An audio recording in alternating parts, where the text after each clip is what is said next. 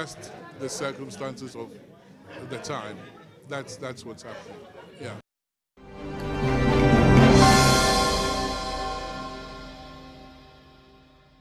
Director of the Institute of Statistical, Social and Economic Research, Professor Peter Quartey, has raised questions over the availability of funds to implement the Ghana Cares Obatampa program.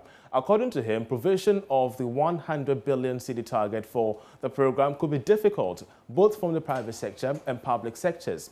At a news conference on the 2021 budget review, Professor Quartey hinted that although the program is a promising one to revive the economy, raising funds to implement will be a setback.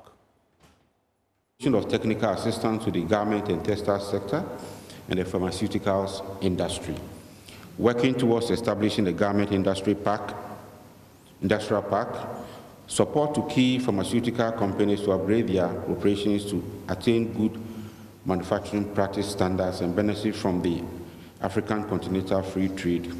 We've also seen the 1D, 1F, where the number of 1D, 1F projects under the construction as at end June 2021 are 150, up from 107 at end 2020. This brings to total number of 1D, 1F projects at various stages of completion to 278. There are also a lot of youth employment programs aimed at providing, I hear, 1 million jobs, and etc. So by and large, ladies and gentlemen, these interventions are sound, given their focus on light manufacturing.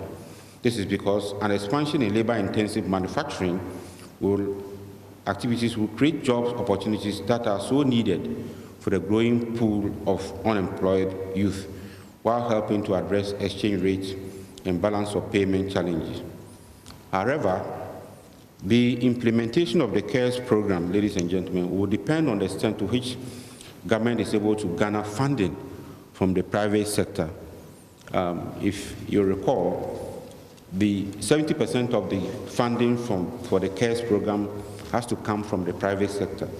And one would ask why government provides the 30%. In this era where the private sector is struggling, you wonder how government is going to get the 70% from the private sector. We are yet to get a full picture of how this is going to be done. Moreover, it is not clear from the budget how government itself is going to raise the 30% of the funding in the short to medium term. Government hopes to increase tax to GDP ratio from 14% to 20% thereabout, of which the additional revenues could fund the Ghana Cares program.